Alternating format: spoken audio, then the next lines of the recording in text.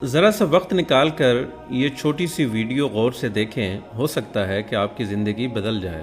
جب موت آئے گی تو یقین جانیں کہ کچھ بھی کام نہ آئے گا۔ آپ کے دنیا سے جانے پر کسی کو کوئی فرق نہیں پڑے گا۔ اس دنیا کے سب کام کاج جاری رہیں گے۔ آپ کی ذمہ داریاں کوئی اور لے لے گا۔ آپ کا مال وارثوں کی طرف چلا جائے گا اور آپ کو اس مال کا حساب دینا ہوگا۔ موت کے وقت سب سے پہلی چیز جو آپ سے چلی جائے گی وہ نام ہوگا۔ لوگ کہیں گے کہ میت کہاں ہے؟ جب وہ جنازہ پڑھنا چاہیں گے تو کہیں گے کہ جنازہ لائیں۔ جب دفن کرنا شروع کریں گے تو کہیں گے کہ میت کو قریب کر دیں۔ آپ کا نام ہرگز نہ لیا جائے گا۔ مال، حسب و نسب، منصب اور اولاد کے دھوکے میں نہ آئیں۔ یہ دنیا کس قدر زیادہ حقیر ہے اور جس کی طرف ہم جا رہے ہیں وہ کس قدر عظیم ہے۔ آپ پر غم کرنے والوں کے 3 اقسام ہوں گی۔ جو لوگ آپ کو سرسری طور پر جانتے ہیں وہ کہیں گے ہائے مسکین، اللہ اس پر رحم کرے۔ آپ کے دوست چند گھڑیاں یا چند دن غم کریں گے، پھر وہ اپنی باتوں اور ہنسی مذاق کی طرف لوٹ جائیں گے۔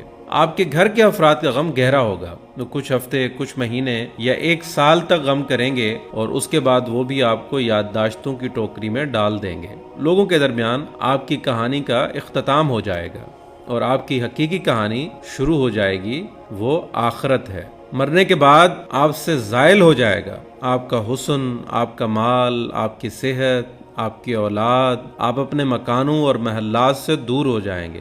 شوہر بیوی سے اور بیوی شوہر سے جدا ہو جائے گی۔ آپ کے ساتھ صرف آپ کا عمل باقی رہ جائے گا۔ یہاں یہ سوال پیدا ہوتا ہے کہ آپ نے اپنی قبر اور آخرت کے لیے بھی ابھی سے کوئی تیاری کی ہے؟ یہ وہ حقیقت ہے جو غور و فکر کے محتاج ہے، اس لیے آپ اس کی طرف توجہ کریں۔ فرائض، نوافل، پوشیدہ صدقہ، نیک اعمال، تہجد کی نماز اور اچھے اخلاق کی طرف توجہ کریں، شاید کہ اس سے نجات ہو جائے۔ مرنے والے کو اگر اس دنیا میں واپس لوٹایا جائے تو وہ صدقہ کرنے کو ترجیح دے گا، جیسا کہ اللہ تعالیٰ کا فرمان ہے رب لولا اخرتنی الی اجل قریب فاصدق۔ اے میرے رب، تو نے مجھے قریب مدت تک مہلت کیوں نہ دی کہ میں صدقہ کرتا؟ وہ یہ نہیں کہے گا کہ میں نماز ادا کر لوں یا میں روزہ رکھ لوں یا میں حج اور عمرہ کر لوں۔ علماء کہتے ہیں کہ میت صرف صدقے کا ذکر اس لیے کرتی ہے کیونکہ وہ اپنی موت کے بعد اس کے عظیم اثرات دیکھتی ہے، لہٰذا زیادہ سے زیادہ صدقات و خیرات کریں۔ اور بہترین چیز جس کا آپ ابھی صدقہ کر سکتے ہیں وہ آپ کے وقت میں سے 10 سیکنڈ ہے۔ آپ خیر خواہی اور اخلاص کی نیت سے